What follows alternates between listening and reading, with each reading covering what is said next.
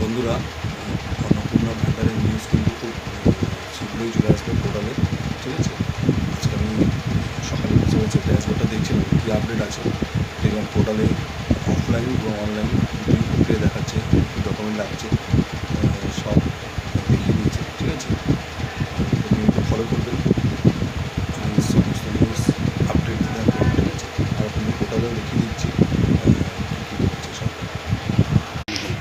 এটা হচ্ছে অন্নপূর্ণা ভান্ডারের হচ্ছে পোর্টাল।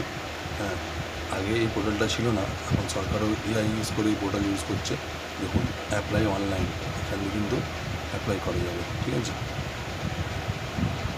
আর এটা এখনও এই স্কিমটা এখনও লঞ্চ হয়নি, পুরো ডেট দেয়নি। ঠিক আছে, এটা অনলাইনেও অ্যাপ্লাই করা যাবে।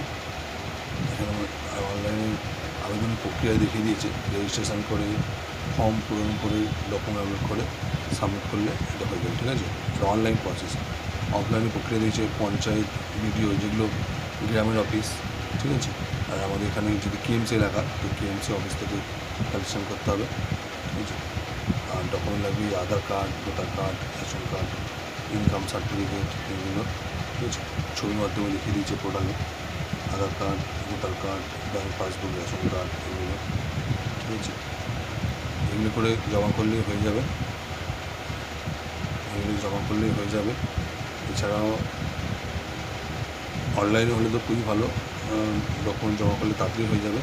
আর অফলাইনে ওই রেজা এলাকার যে পার্টি অফিস বা কর্পোরেশন, ওখানে মানে ফর্ম দেবে। ঠিক আছে, কিন্তু এই পোর্টালটা দেখবেন, অন্নপূর্ণা ভান্ডার।